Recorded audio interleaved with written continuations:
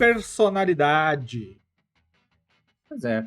O Vermelho falou um pouco da questão governamental. Eu vou pegar um pouco mais para isso, para falar dos indivíduos, né? Eu vou pegar um pouquinho mais de origem, aproveitar para falar um pouquinho de origem aqui. Os anões são criaturas originalmente da mitologia nórdica, tá? Das sagas escandinavas. E a mitologia coloca os anões num contexto de criaturas sobrenaturais de formas relativamente humanoides. Não há sagas em que eles são diferentes, que eles têm capacidade de alteração de forma, e na verdade eles são espíritos, enfim. Os tamanhos que também são descritos não necessariamente são menores. Há casos em que eles são descritos, inclusive, como grandes ou mesmo maiores que os seres humanos. E as descrições básicas dos anões, na verdade, são bem diversas e abrangentes na mitologia. Muitos aspectos que não são completamente estabelecidos. Quem vai meio que estabelecer isso depois é o Tolkien, tá? Deixa só eu punir uma pessoa aqui, peraí. Deixa eu ver isso aqui, achar aqui. Punir uma pessoa que tá voltando. E do ponto de vista de personalidade, a mitologia vai trazer os primeiros registros dos anões como criaturas de pouca sociabilidade, que é uma coisa que vai se estabelecendo mais à frente, especialmente com não anões. Então essa pouca sociabilidade não é nem necessariamente entre anões, mas é especialmente com outros que não são anões. E isso aí também é muitas vezes associado ainda na mitologia a uma característica de apego às próprias posses, uma coisa meio materialista, uma coisa meio... Então, assim, é comum que nas sagas você tenha histórias sobre trocas de presentes, de boas relações entre os deuses, os mortais, os elfos, etc. E os anões raramente se desfazem dos seus tesouros de maneiras generosas e voluntárias. Tá? Em alguns casos, é raro que isso aconteça, muitas vezes eles dão presentes, mas em condições diferentes, às vezes para um deus ou uma coisa nessa linha.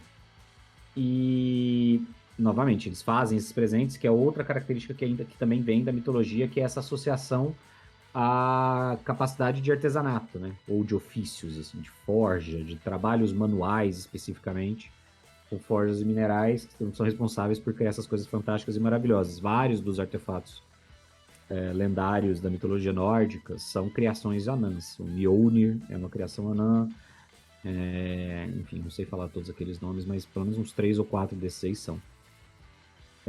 O que vai ajudar a estabelecer os anões como a gente, pelo menos na maior parte, conhece eles hoje é o Tolkien. Porque o Tolkien decide pegar esse grande conjunto de informações das sagas e poemas épicos para criar a versão dos anões dele.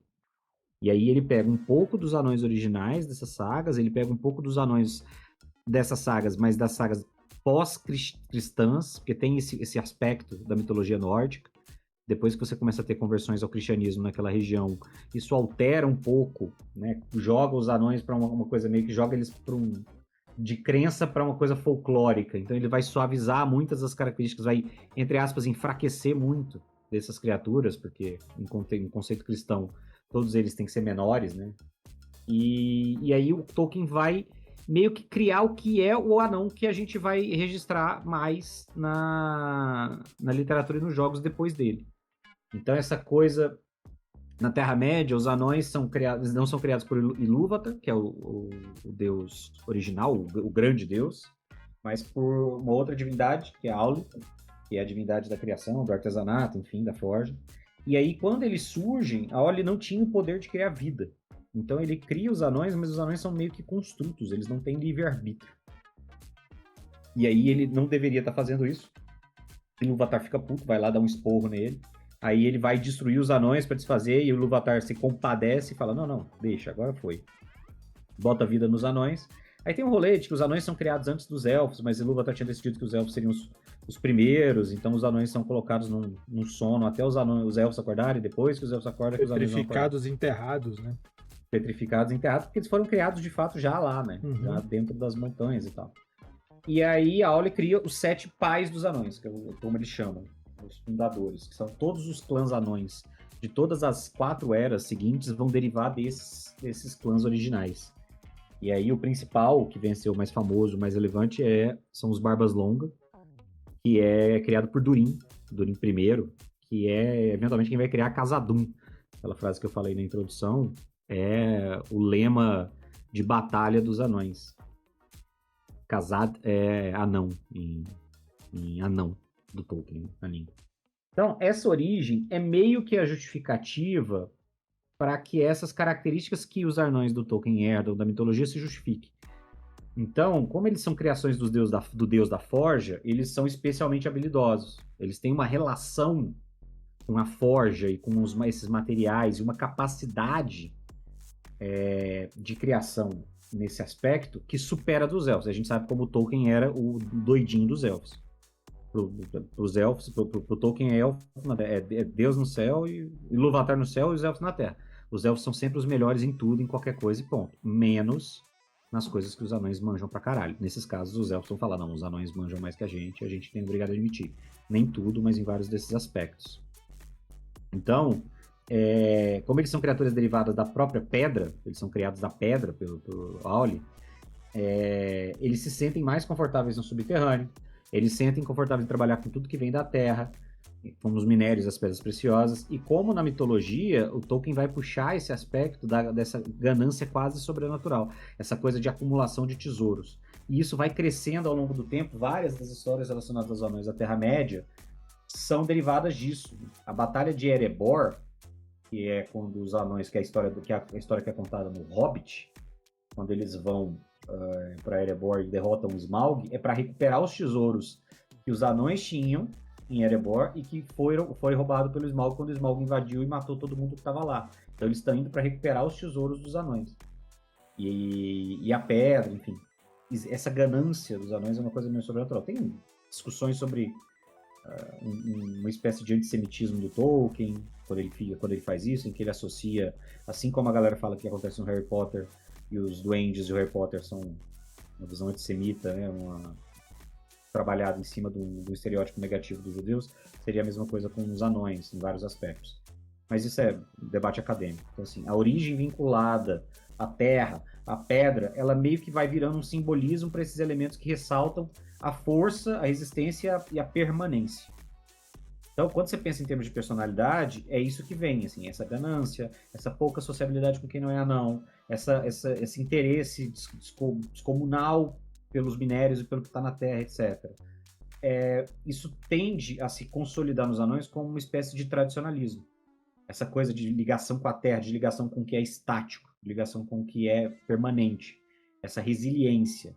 Então, os anões, eles são tradicionalistas, eles são aferroados ao status quo, eles são mais tendentes a manter um status quo. Isso também os torna especialmente teimosos, por um lado, que é ruim, então no Senhor dos Anéis a gente vai ver vários momentos em que isso acontece, mas ao mesmo tempo eles são mais resistentes, por exemplo, à corrupção de Sauron.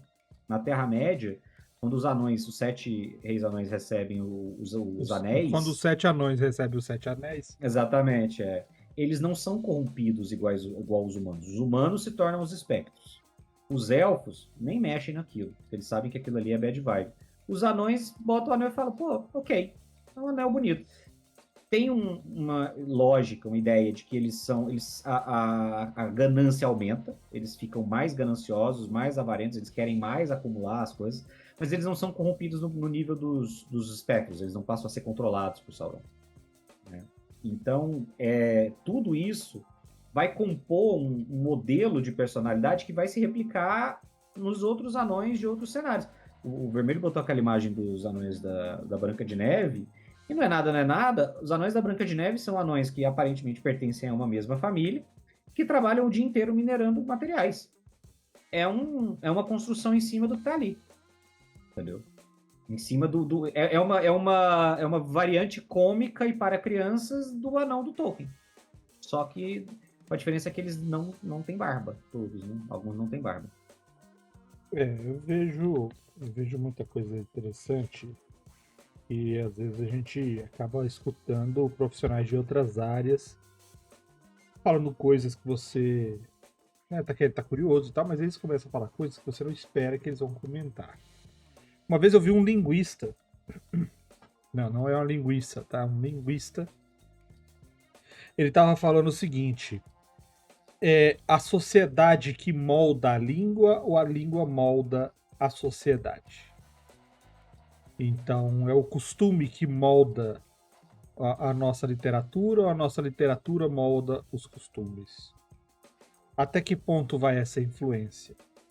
E o cara foi falando sobre linguagem e ele foi com um argumento que eu achei assaz, perspicaz, que é o seguinte: quando você vai aprender uma outra língua, você tem muita dificuldade porque você já está totalmente fluente na sua e você pensa nessa linguagem.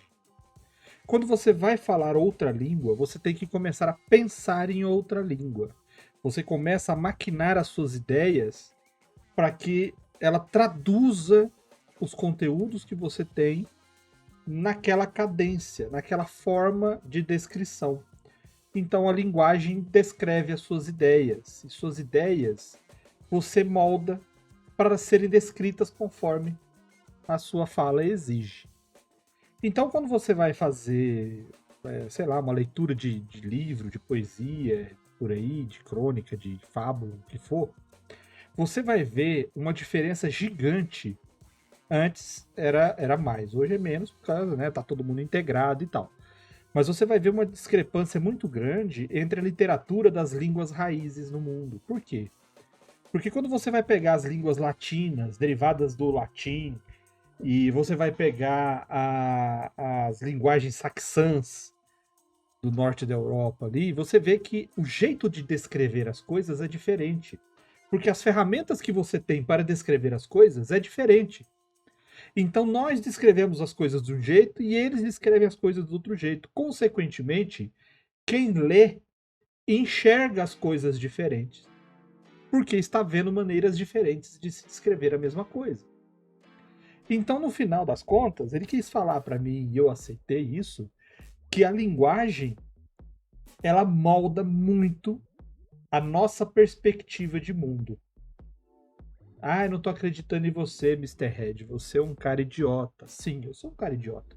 Mas eu não estou falando uma besteira, porque foi um pós-doutor que estava falando.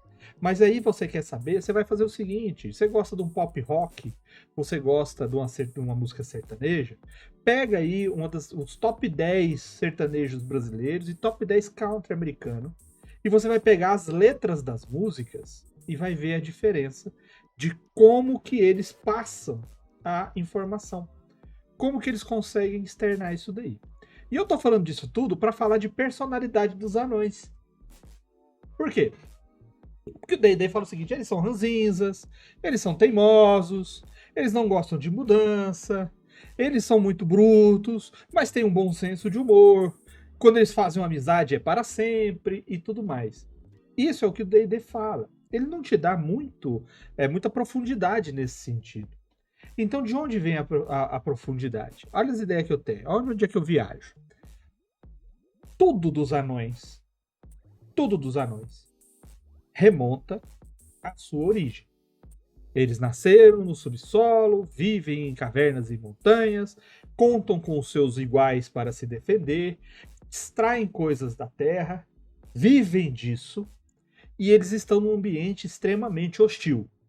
Todo mundo concorda com isso, que esse é o mundo dos anões. Eles cresceram no lugar com algumas necessidades. Primeiro, se você está vivendo dentro de caverna, minerando, dá tempo de você falar muita coisa. Você tem o luxo de ficar explicando coisas quilométricas para todo mundo? Você não tem esse luxo. Então, eles se baseiam em linguagem rápida, objetiva. Eles têm que ser umas pessoas diretas. Por quê? Porque qualquer coisa que aconteça, se você não tiver uma resposta rápida, você vai deixar a pessoa esperando mais tempo num local perigoso. Então, se a linguagem dele é rápida, direta, ríspida, isso acaba interferindo na própria personalidade dele. Então, não é que o anão é mal educado, é que o anão fala de maneira rápida, fala de maneira direta. Ele não perde tempo em criar adjetivações. Ele vai elogiar quando é para elogiar. Ele vai xingar quando é para te destruir. Porque ele não perde tempo com isso. Ele não fica de conversinha. Por isso que ele é antissocial. Ele não fica de bate-papo. Ah, não, eu estou num lugar seguro, eu estou num ambiente controlado, eu estou festejando, eu estou longe do perigo. Aí volta aquele anão que vai encher a cara, fazer brincadeira, brincar com todo mundo. Poxa, ninguém sabia que ele era assim. Por quê? Porque isso vai moldar ele. Então, quando ele vai. Por que ele é leal? Porque ele tem que contar com as pessoas. Ele tem que contar com todo mundo que está ao lado dele, porque se ele não proteger, ele não vai ser protegido no momento de perigo. Aí a sociedade toda do anão se desenvolve em torno disso, a ponto de se influenciar quem eles são. Eu sou muito apegado à minha família, porque é a minha família que me sustenta, cara. É a minha família que me dá as coisas. E eu tenho que dar as coisas para a família. É o meu grupo, a gente vive da força disso aqui. Por quê? Porque tem um monte de criatura querendo invadir e pegar nossas paradas aqui. Eu tenho que ser rápido, eu tenho que ser direto, eu tenho que ser. Eu valorizo os meus momentos de diversão, eu valorizo meus momentos de alegria, porque senão a qualquer momento eu posso morrer, alguém pode morrer. Então a gente não pode perder tempo. E isso é o que marca. É aí que eu fui viajando nessa história. Vou fazer o contraponto dos elfos de novo. Os elfos, por outro lado, eles falam muito. Eles adjetivam tudo. Tudo tem que ser perfeito. Por quê? Porque eles chegaram a um ponto de viver na segurança. Eles vivem para a arte, eles vivem para a beleza, eles vivem para isso. Eles fazem tudo como se fosse uma tarefa que tem que ser uma oferenda para alguma coisa, nem que seja para eles mesmos. Então, quando os elfos conversam, ele não chega direto ao ponto. Ele tem um discurso ali em volta. Quando ele elogia, ele não fala, nossa, você está bonita hoje. Nossa, você tem uma luz resplandecente como a tez do luar refletida na pétala de uma flor. Porque ele acha que só falar que a pessoa está bonita não é o suficiente. Porque para ele tudo já tem significado. E aí quando você vai botar um anão e o elfo para conversar, o anão vai achar que o elfo enrola demais e não fala nada. E o elfo vai achar que o anão é um mal educado, que não liga para as coisas que devem ser faladas. E aí você vai moldando. Ele se fecha por quê? Porque ninguém vai entender ele. Ele se fecha por quê? Porque ele não vai perder tempo em falar coisa que não precisa. Ele não está sendo mal educado. Ele só está sendo econômico. Ah, mas é porque ele falou e fez coisas aqui que está fora da etiqueta. Provavelmente é porque ele não se preocupa com isso. Ele se preocupa com outras coisas. Então, se você pensar desse jeito, pelo menos eu pensei, eu consigo fazer um cenário, um ambiente de anões que é muito, muito rico. Porque praticamente, se você começa a pensar desse jeito, você começa a entender o anão. Você sabe por que ele tá fazendo, o porquê que ele passou sem falar contigo, ou por que ele deu uma má resposta no outro, ou por que ele chegou e deu um berro do nada, ou por que ele não está querendo falar. E você maquinando isso daí, você acaba fazendo com que o personagem anão seja ainda mais rico de personalidade do que um elfo. Apesar do anão ser calado, antissocial, teimoso, ranzinza e resmungão.